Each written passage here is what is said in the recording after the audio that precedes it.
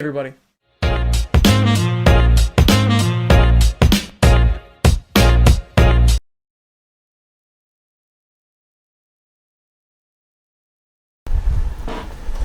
What's good, guys? Prince Sports here, coming at you with another one, keeping it in 3,000.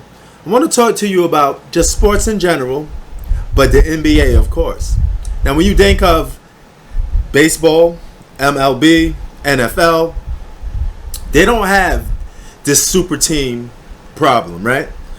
Because more generally, they're a full team sport. Like, football is a real team sport, okay? It's not one of those type of sports where one guy could take over a whole game and be the deciding factor and whether a team wins or loses in some cases. Same with baseball, okay? They're full team sports. They really need more of a team to win than basketball. Now, basketball is a team sport, but it also relies on certain players a lot because certain players have the ball in their hands and certain players are responsible for the success of a team more individually than players in those other sports. But this problem with the NBA super teams, okay, whenever you get players leaving teams and going to one, it hurts the NBA. And before I even get more in depth with this, I'm going to let my man Michael Jordan, the GOAT, greatest of all time, tell you this statement as well. Of multiple teams. And when I say a league, you want to be able to have competitive balance within the league. And if a player or an individual can choose based on the city to go to whatever respective team that he wants, you may have, you're going to have some discrepancy in terms of the talent pool and the competitive nature of it. So if everybody wants to go to Chicago, you only can have 12 jobs in Chicago. Chicago going to get all the best players. What about Dallas? What about Washington? What about these other cities? Detroit, Indiana, where they may not be metropolis of cities, but they still have passion for the game of basketball. And you're starting to see a little bit of it now to where all the stars are starting to gang up and go on one team. I think it's going to hurt the overall aspect of the league from a competitive standpoint. And you're going to have just one or two teams that's going to be great, and then the other 28 teams are going to be garbage. Or they're going to have a tough time surviving in the business environment.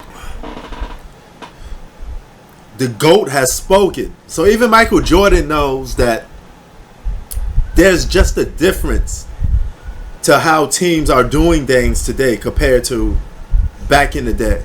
Okay, now, here's the thing. A lot of you are confused about what super teams actually are, because some of you like to add extra to your criteria because you want it to fit the narrative so it could benefit your favorite player. But let's put this down in the simplest form without going through a lot, because I did this in several videos before. A super team is basically 3 superstars or more, franchise players from one team, all coming together to play on one team. Okay, leaving their respective franchises to go play on one team.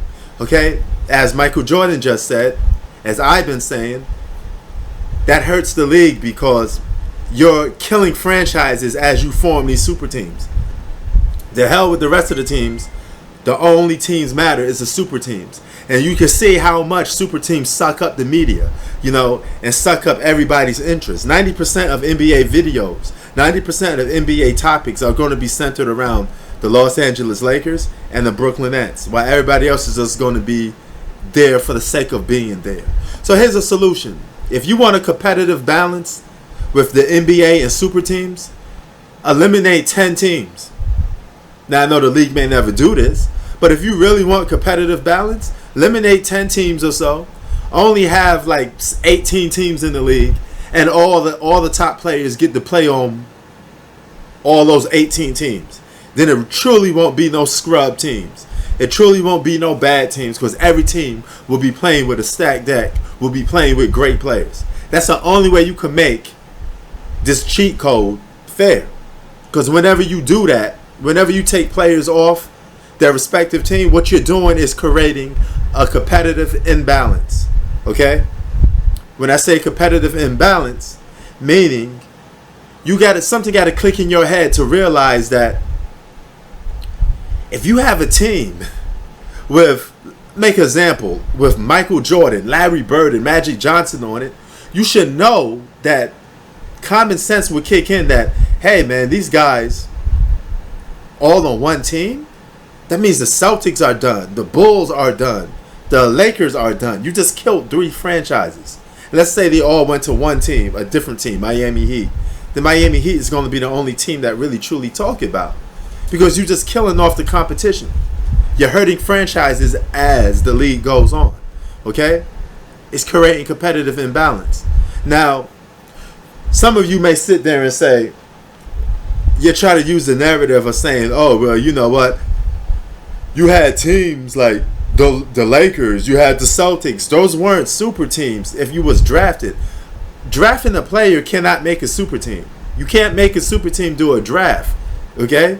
Because you don't know what the player is going to mature into. You don't know what the player is going to develop into.